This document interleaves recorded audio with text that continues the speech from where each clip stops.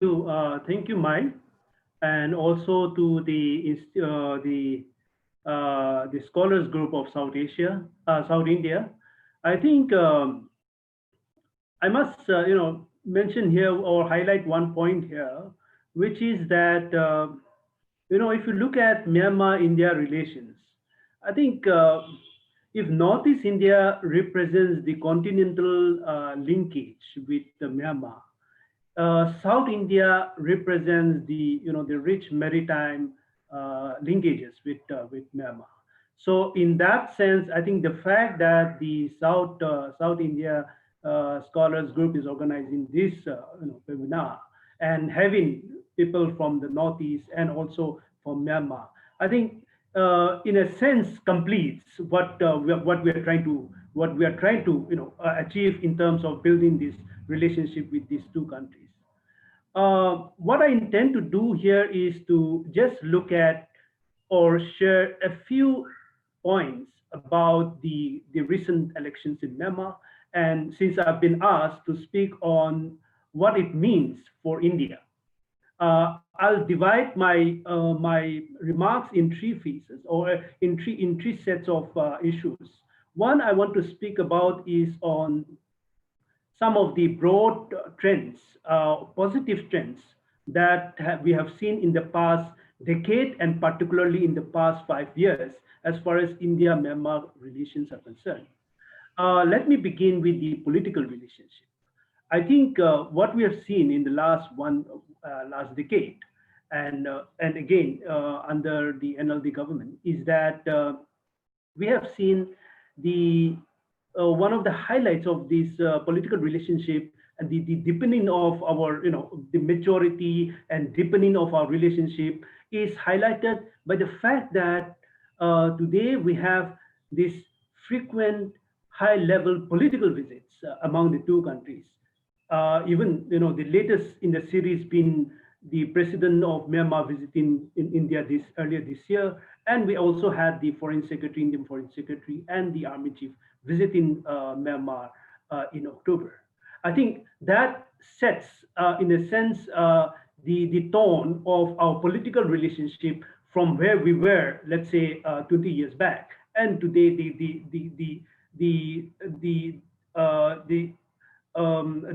kind of relationship that we have, a political relationship that we have built in the last 10 years.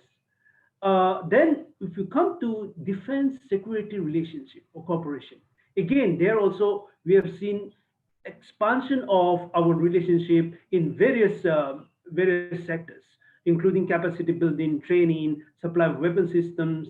I think the fact that today we are transferring, kilo-class submarines to Myanmar, I think it highlights the level of security defense relationship that the two countries enjoy today, and the trust and the strategic comfort that the two countries has.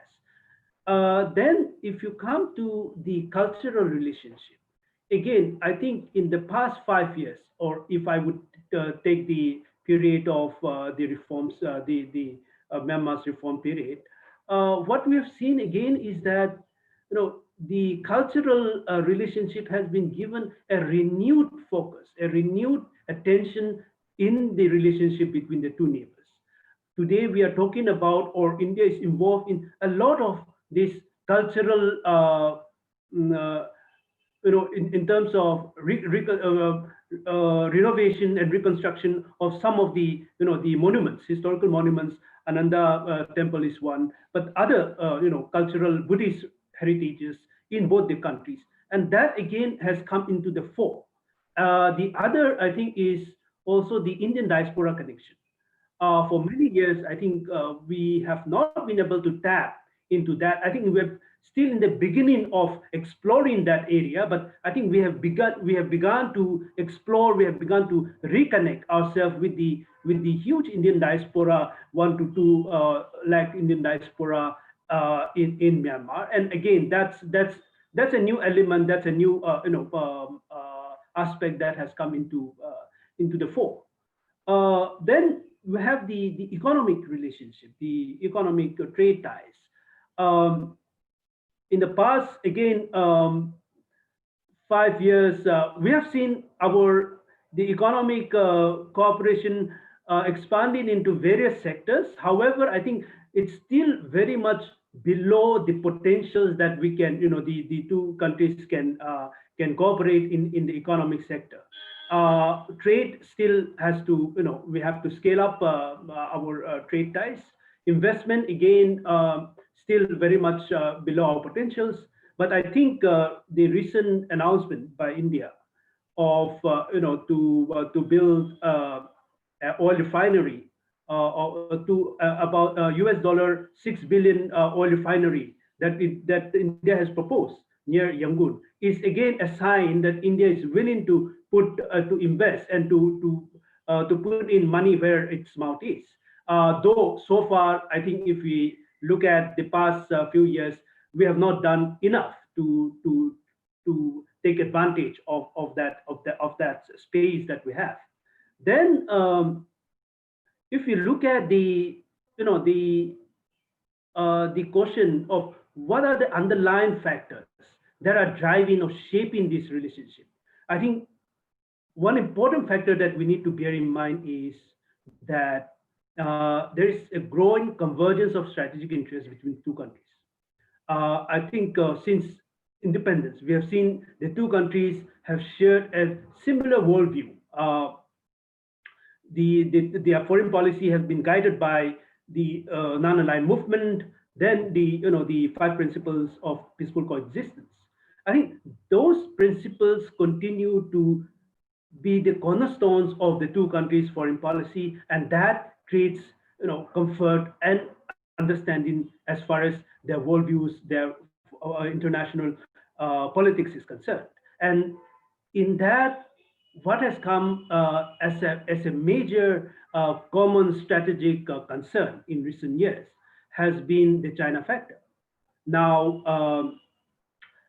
Myanmar has its own concerns about China in terms of the fact that it wants to reduce its dependence on China, given the fact that China being a major rising power north to Myanmar, bordering having a long land border with Myanmar. Myanmar has its own concerns, and it wants to diversify its foreign policy so as to minimize its dependence on China. Similarly, India has its own challenges with China. For India, for China to assume or to play the role of to see Myanmar as an exclusive economic zone of China is a problem for India. And I think that's one of the reasons why India wants to play the role of providing alternative options for Myanmar. And I think we have seen that in some aspects in some of our projects that India has been involved in Myanmar.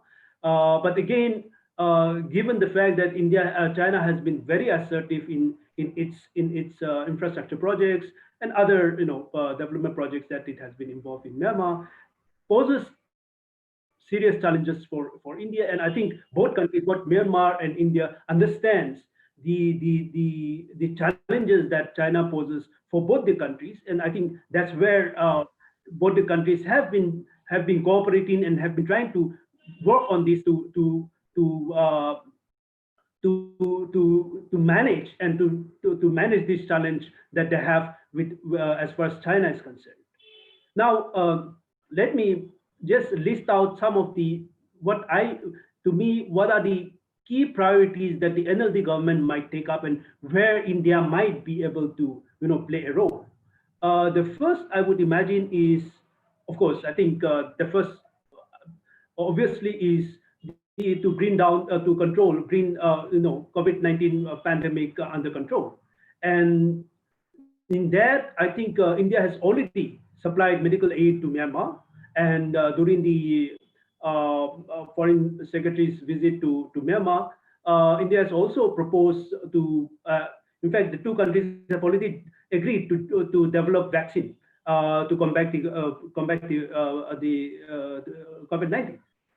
So I think that's an area that's definitely going to be a priority for the government for the new government in Myanmar, and I think that's the challenge, the crisis could emerge as an opportunity for India and Myanmar to work together and to strengthen their relationship.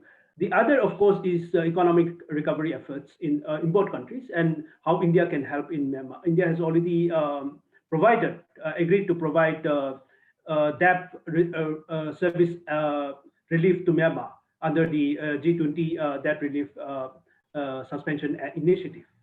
India has already assured Myanmar that it would extend economic and health assistance, and I think that's again an area where there's growing or there's huge opportunities for the two countries to work together. Then the other I would imagine is again this is related to the strategic challenge that both countries has in terms of dealing with China, and I think one area where the NLD government is again going to have this will have these challenges to counter Chinese increasing assertion and penetration in Myanmar. And there again, I think India has a role to play, and India has to play a role in terms of providing that alternative to Myanmar, because in the post-COVID order, we are going to see China increasingly pushing its BRI projects in other countries, as including in Myanmar, and that we are going to see the NLD government having problem in trying to resist some of these the pressures from China, and how that would play out and how India can play a role in terms of providing alternative is again an area that we need to think about, and we need to as we go ahead, India needs to help out Myanmar in terms of diversifying its infrastructure development in the country.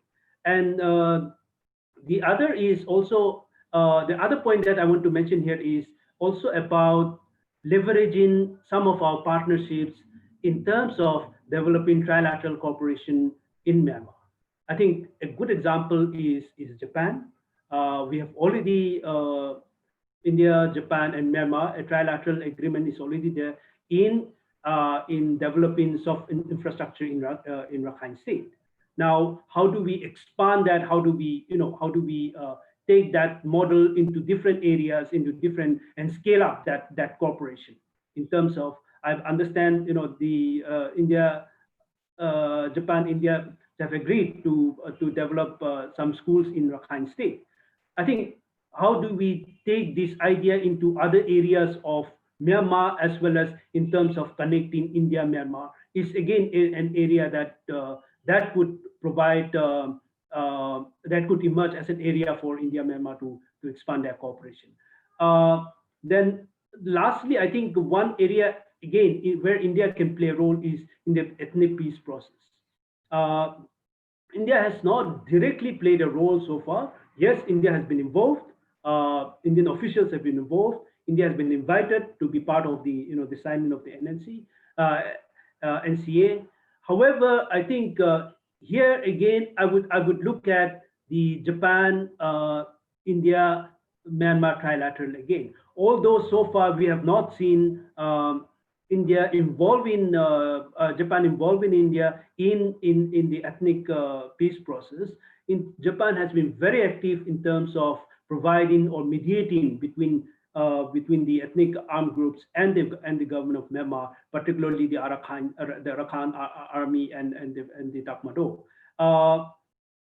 How do we create room for India to also be part of such trilateral or such negotiations and be part of, and in terms of bringing stabilization in the border regions, is again an area I think we can explore. I think India should need to be part of that conversation.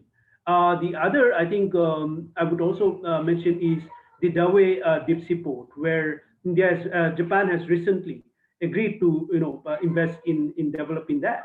I think that again, India has not shown much interest so far in terms of developing to be involved in the Dawei port. Since it started, the discussion started on that project. 10, 15 years ago.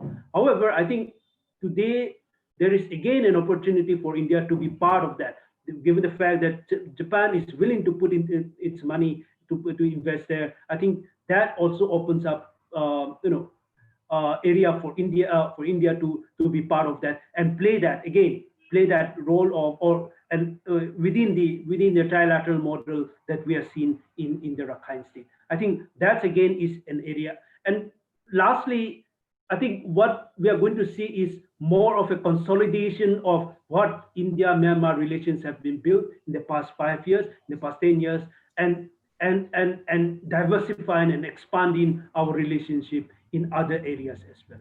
I'll stop here for now. Thank you.